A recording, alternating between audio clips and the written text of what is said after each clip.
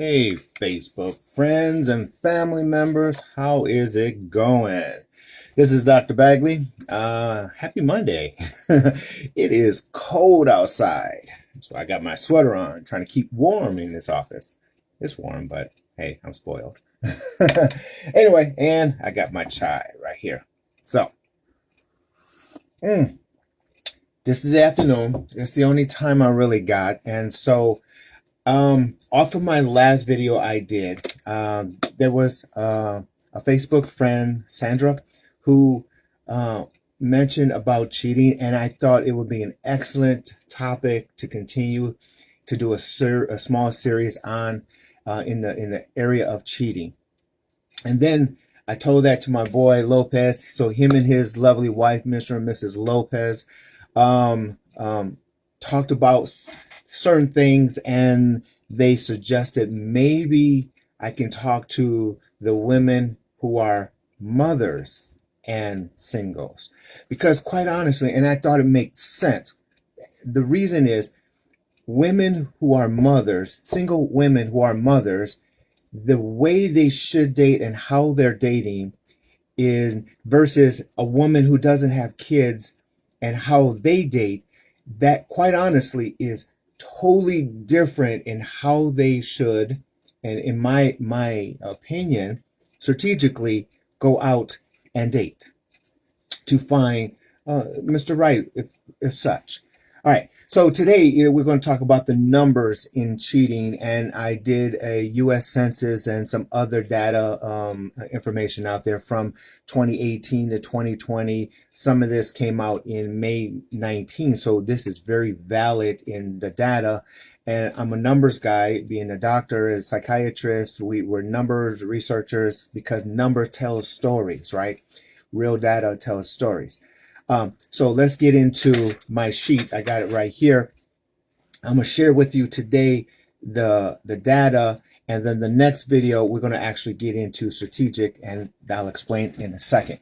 So U.S. Census 2018-2020, the data came out in May of 19 this year. It says this: in the U.S., the whole U.S., 90% of the U.S. says cheating is wrong. Absolutely. Now, define cheating. Cheating is defined in the physical context from kissing all the way through to sex. So, cheating. When I say cheating, the data says from kissing all the way through. We're not talking about social media, but we'll get into that another time. 90% of the United States says cheating is absolutely 100% wrong. However, the data says 40% have cheated. That's a big number. Then it breaks it down into age. So, male and female, age 18 to 34. Out of the 40% that has cheated, 18 to 34, 11% has cheated. Male and female, 35 to 64, 17% have cheated. And 65 plus, 18% have cheated.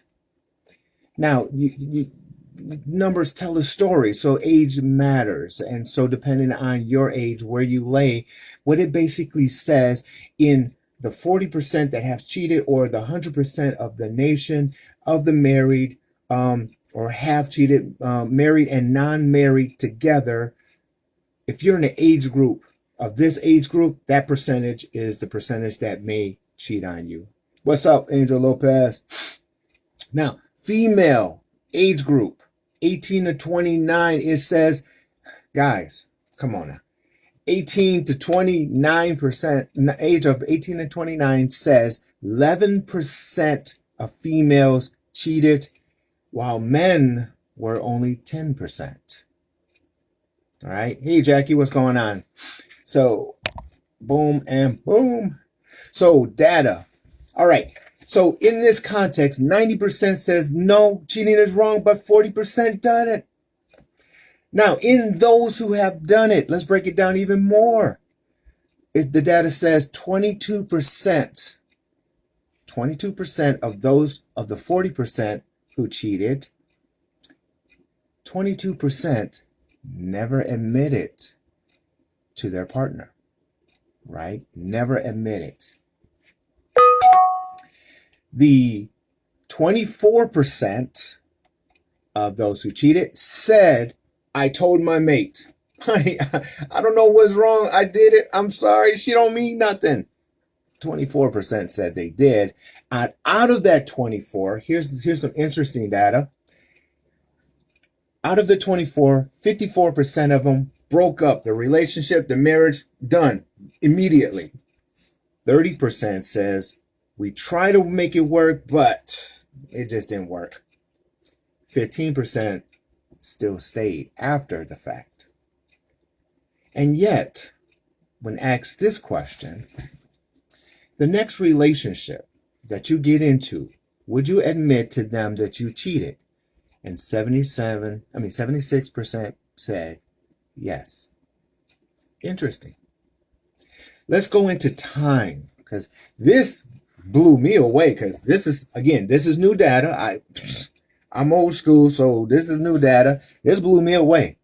Non-married. So non-married is just boyfriend, girlfriend in promise ring stage, engagement ring stage, and you guys are just together and you're not married. It said 47% of you guys cheated in the first week of committing to each other.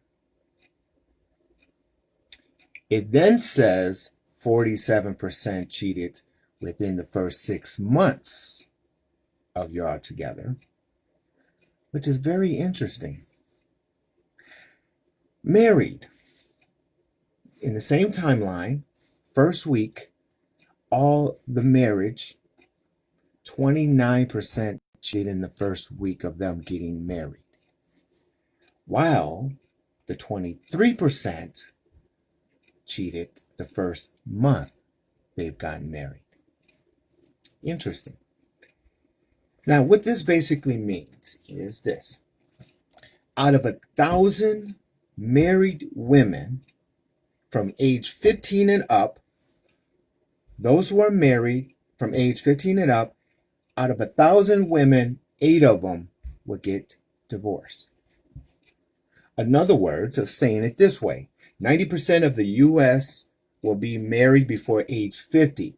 And out of all of those 90% of the U.S. who is married before the age of 50, 39% of you will be divorced. Now, that's just ridiculous. But let's go now into the state of Wisconsin. Oh, okay. So, so Gabe, you came in later. So the study of cheating, the classification from the U.S. Census from the 2018 to 2020 study timeline, and the data came out in May 19, says that the cheating is the physical kissing all the way through to sex. So if you kissed or you all the way through sex, huggings and kissings and sex, that is considered cheating if you have a partner. Okay. The age of the study says from 15 all the way up. And so the data is supporting. And the first part that I just went through that you guys just heard was the United States. This, now I'm getting into actually the specifics in Wisconsin. And it says in 2008, there's a study that says only 18.4, the ratings as 18.4, 18.4 was married, and then in 2018, only 15.6 was married, right? Hey, Cheryl, what's going on? In divorce rating, it was from 2008, 9.8, and then 2018, divorce dropped to 6.2. So that's a marriage drop of 15% and a divorce drop of 36%. That's good. Less people are getting married, so less people are getting divorced. So with this data, and there's a lot more of data, what this basically says is that they've actually cheated, which in my mind, and it's just mind-boggling, in the married and the non-married, the first week, 47 of your dating, all your dating, single, non-married people, 47% will cheat. And then married, 29% would cheat in the first week. Then comes the argument. Here's the argument. Who cheats more, men or women, right? Who cheats more? Men cheats 47%. Women cheat 48%.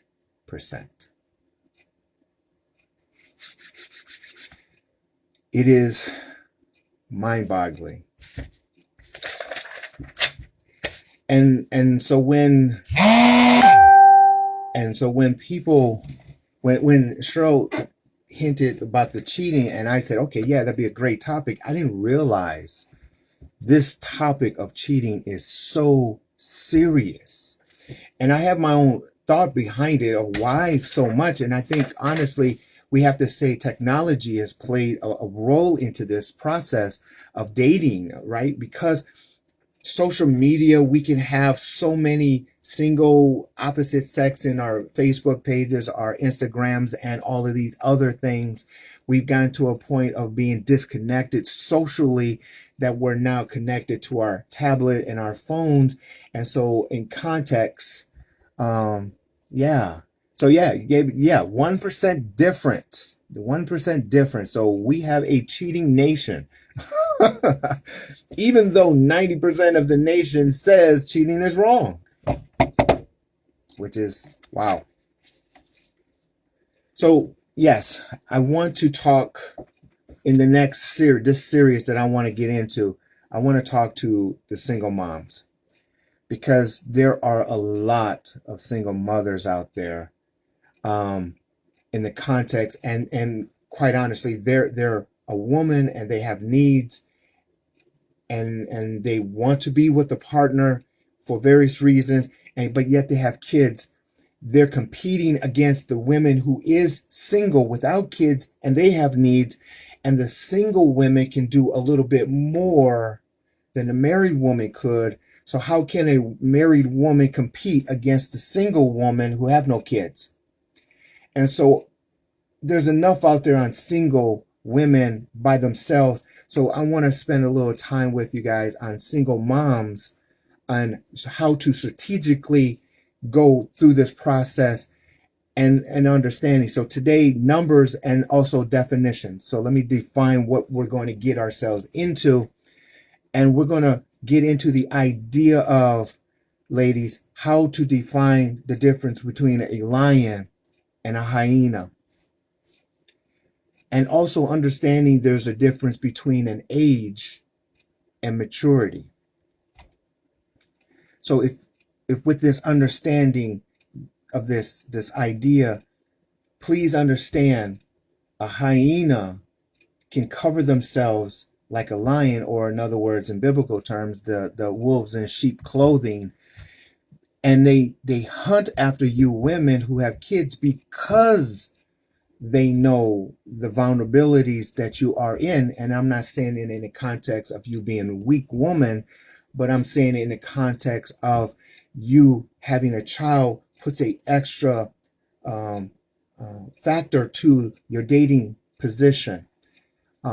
So they look at you guys and they hunt you guys down. And so I want to bring this idea of the difference between a lion and a hyena, and to help you understand there's a difference between an age and maturity within the man, how to do strategic planning, and so on. So lions keep coming up for me. I feel that they are a message here from God. At least, yeah, so certain lions keep coming up, but are they really lions? And I'm going to help you define that. So let's talk about that. One of the things that in definition, I really want you guys to understand is this also.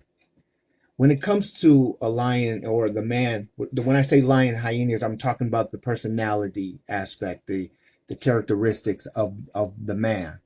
Some men are lions and some men are hyenas, meaning some guys have a plan of an action and hyenas are just there trying to conquer and destroy. Oh, yes, yes, yes.